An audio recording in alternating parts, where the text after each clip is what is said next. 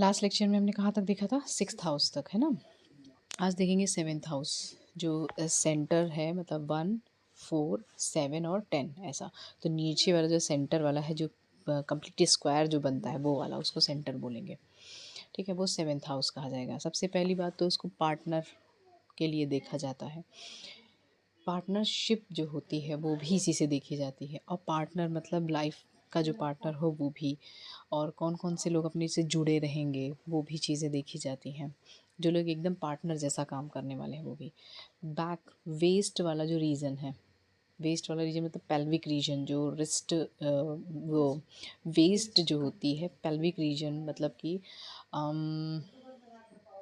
जो ये उसके केज जो बनता है एक, जब आप वेस्ट का बोन देखेंगी वेस्ट वाली, तो उसका केज बनता है। केज के अंदर जितने भी ऑर्गन आते हैं वो सब उसके अंदर आएंगे, बैक, इसीलिए वेस्ट बोला जाता है। ठीक है, मूत्राशय, उसमें यूरिनरी ब्लैडर भी आता है। तो मोस्टली ये चीज़ें मतलब यूरिनरी ब्लैडर में भी की चीज़ें भी यहीं से ही देखी जाएंगी। मूत्रपिंड, मूत्रपिंड भी यहीं से ही देखे जाएंगे। ठीक है, और मूत्र नलिका, मूत्रपिंड मतलब समझ लो कि यकृत वाला, ये सारी चीज़ें। ठीक है, और यकृत से लेके मतलब आप किडनी से लेके यूरिनरी सिस्टम जो है उनके अलग अलग नाम दिए गए हैं। ठीक है, तो मूत्र जहाँ पे कलेक्ट होगा उसको मूत्राशय बोलेंगे।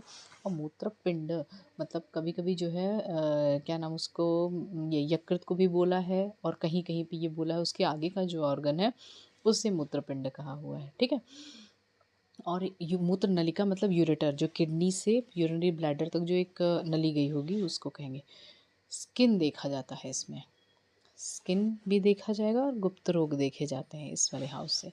स्किन का रिलेशन देखो बहुत दूर तक देखा गया हुआ है। जैसे अपने आयुर्वेद में क्या कहा जाता है कि जो स्किन है, माइंड, शुक्र, ओज और त्वचा, ये स्किन, ये सारी चीज़ें सर्वव्यापी हैं, मतलब अपनी बॉडी में पूरी तरह से व्याप्त है। और व्यान वायु, वायु के 5 प्रकार, पांचों में व्यान वायु जो है सर्वत्र व्याप्त है। हृदय में तो रहती है, स्थान उसका वहीं पे ही है, लेकिन वो सब जगह पे वो व्याप्त, मतलब संचरण का कार्य, जो मतलब सर्कुलेशन वाला कार्य पूरी बॉडी में है, वो व्यान वायु का है। तो इसलिए जो स्किन है वो शुक्र से रिलेट करेगी, इससे शुक्र भी देखा जाएगा 7th हाउस से ही। 7th हाउस से आपका ओज भी दिखता है। ओज मतलब कि जो स्किन में कहते नहीं है कि लश्यर आता है, वो वाली चीज़ जो है वो इसी हाउस से दिखेगी। ठीक है, नेक्स्ट आते हैं, हाँ और एक चीज़, इनफर्टिलिटी का कुछ पार्ट इससे आप देख सकते हैं। ठीक है, 8th हाउस देखते हैं, इसको शनि का भी बोलते हैं, 8 नंबर भी शनि का ही होता है, और इसको मृत्यु स्थान भी कहते हैं। ठीक, और जो 6th हाउस था जो पिछला हमने बताया था 7th के पहले, उसको रोग स्थान भी कहते हैं, मतलब मोस्टली रोग वहीं से ही देखे जाते हैं। तो जब हम आप मेडिकल एस्ट्रोलॉजी जब देखते हैं, मेडिकल कुंडली देखते हैं, उस समय व्याधि के ऊपर जब ज़्यादा ध्यान देना होता है तो 3 हाउसेस पे सबसे ज़्यादा ध्यान देते हैं। एक के 6 जो बता दिया 6 नंबर का हाउस, और नेक्स्ट जो भी बताने वाले हैं 8th नंबर का हाउस जिसको मृत्यु स्थान कहते हैं, और तीसरा और हाउस जो होता है व्यय स्थान, मतलब कि 12वां हाउस 12th नंबर का, वो भी देखते हैं। तीनों का रीज़न इसलिए है, रोग स्थान डेफिनेटली रोग ही देख रहे हैं कि होगा, कब होगा, किस इंटेंसिटी में होगा, और कितनी बार होगा, और कौन से समय पे होगा, और क्या क्या रोग होंगे, ये सब रोग स्थान से पता चलेगा। मृत्यु स्थान से क्या देखेंगे, क्या वह रोग मृत्यु तक ले जाएगा, या मृत्युदायक पीड़ा देगा, या वो मृत्यु से रिलेट करेगा। ठीक है, या कभी कभी ऐसा होता है कि अपने आयुर्वेद में जैसे चरक संहिता के इंद्रिय स्थान में बताया हुआ है कि मृत्यु सूचक चिन्ह वो भी 8th हाउस से ही दिखेंगे। ठीक है, कि आपको मृत्यु होने वाली है, उसके पहले के जो लक्षण है रोग जैसे, वो भी 8th हाउस से दिखते हैं। नेक्स्ट आते हैं व्यय स्थान। देखो खर्चे सबके पास में हैं, कभी कोई अपने भौतिक सुखों के लिए खर्च करेगा, कुछ खाने पीने के बहुत शौकीन होते हैं, कुछ कपड़े पहनने के, मतलब भौतिक सुख ही समझो, कुछ अपने लिए, कुछ इन्वेस्टमेंट पर्पस से, कुछ अपने बचाव के लिए कि हाँ आगे कभी काम आएगा। रोग के कारण कितना व्यय होने वाला है उस जातक का जिसकी कुंडली आप देख रहे हैं, ये 12वें हाउस से पता चलता है कि कहाँ कहाँ खर्च होगा। अपने लिए खाने के लिए खर्च किया, डेफिनेटली इट्स गुड। ठीक है, अगर पहनने के लिए खर्च किया, इट्स ऑल्सो डेफिनेटली गुड। अपने इन्वेस्टमेंट के लिए तो भी ठीक है, लेकिन रोग के कारण जो होता है that is wastage of money, मतलब लोगों को भी लगता है दुख भी होगा, पैसे भी जाएंगे। कभी कभी ऐसा भी लोग कहते हैं कि भैया इतना बीमार पड़े हम कि पैसे सारे उसी में ख़त्म हो गए, वो कंडीशन भी यही 3 हाउस से ही देखे जाते हैं। तो नेक्स्ट अभी जो रोग के लिए जो हम लोग मेडिकल एस्ट्रोलॉजी में सबसे अहम भूमिका जो निभाता है सेकंड नंबर पे, वो है 8th नंबर का हाउस। मृत्यु देखते हैं, डेफिनेटली मृत्यु कब होगी, कैसे होगी, रोग के कारण होगी, ये सारी चीज़। जनन इंद्रिय देखते हैं, प्रॉपर जेनाइटल ऑर्गन जो है वो 8th हाउस से देखा जाएगा, मेल या फीमेल दोनों का, ठीक है। It is not going to be discuss over here what is the genital organ, ठीक। बस आप जानिए कि जेनाइटल ऑर्गन जो है वो मेल या फीमेल के ये इसी 8th हाउस से देखे जाते हैं। अगर उसकी संरचना में भी कोई डिफ़िकल्टी हुई या कोई डिफेक्ट आया है तो भी 8th हाउस ही गवर्न करने वाला है।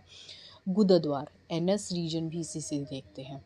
और सबसे बड़ी बात आपको बता दें, जब शनि खराब होता है तब आपका कॉन्फिडेंस डाउन होगा, और जब कॉन्फिडेंस डाउन होगा तो डेफिनेटली आपको मोशन की प्रॉब्लम ज़रूर होगी, है ना।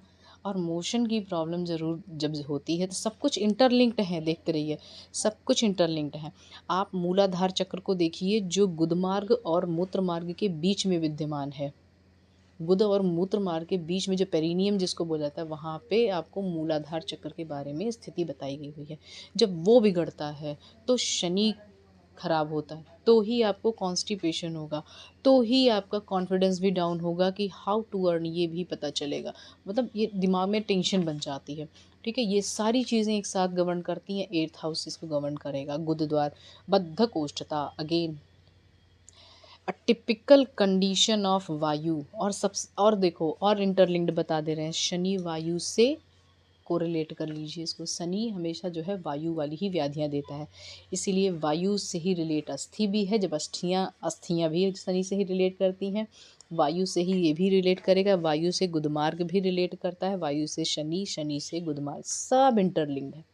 बद्धकोष्ठा मतलब constipation, extreme level of constipation जब रहेगा तो शनि वहाँ पर डिस्टर्ब करता रहता है, और 8th हाउस में उसके कुछ ना कुछ इफेक्ट ज़रूर देखेंगे, ठीक है। मूत्रपिंड, अगेन छोटा सा पार्ट मूत्रपिंड का यहाँ भी आने वाला है, क्योंकि ये मूलाधार से पूरा आप अटैच देख लीजिए। दुष्ट प्रतिश्याय, वेरी कॉमन सिम्टम कि आप कभी देखो कि अगर मोशन जिसको बार बार रुक रहा हो वहाँ पे उसको नोज ये रनिंग नोज स्टार्ट हो जाते हैं, दुष्ट प्रतिश्याय जिसको कहते हैं। और वो कंडीशन जो होती है वो अगर कंटिन्यू बन गई तो उसको दुष्ट मतलब खराब नहीं, दुष्ट मतलब दूषित, मतलब बहुत कंटिन्यू रनिंग रोज जिसको होता है उसको दुष्ट प्रतिश्याय कहते हैं। कोराइजा या राइनाइटिस, ये व्याधि है प्रतिश्याय, मतलब इसमें नाक बहती रहती है, ठीक है। ये हाउस सबसे अच्छी चीज़ बता दें, शनि है, ये हाउस जब भी खराब हो या कुछ भी, तो एक बार एक चीज़ बताई गई थी हमें बहुत पहले ही कि विष्णु सहस्त्र नाम ये जपते हैं, ये यहाँ से गवर्न होता है कि किसको करना है किसको नहीं करना है, ये बताएंगे, ठीक है। 2 हाउस हमने बताया, 7th और 8th। अब नेक्स्ट आते हैं 9th हाउस, इसको भाग्य भी कहते हैं।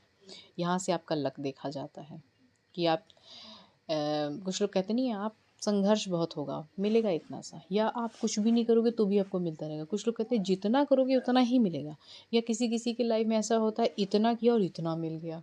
ये लक हमेशा डिसाइड करता है कि कितना भाग्य आप पिछले जन्म का लेकर आए हैं।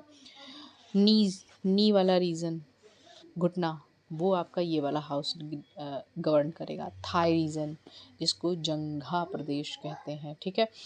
हिप जॉइंट, जॉइंट जो है वेस्ट रीजन, कमर के अंदर का ऑर्गन जो है वो 7th हाउस ले गया, ठीक। यहाँ पे हिप जॉइंट है, मतलब जो संधियाँ हैं वो ली जाएंगी। जंघा प्रदेश बता ही दिया हमने। और sciatica nerve, this is very peculiar thing कि आपको सियाटिका अगर व्याधि हुई है, गर्दरसी जिसको अपने आयुर्वेद में बोला गया हुआ है, तो वो 9th हाउस देखता है, जिसमें बैक पेन एक्सट्रीम लेवल का होता है। You can not feel any relief in any position.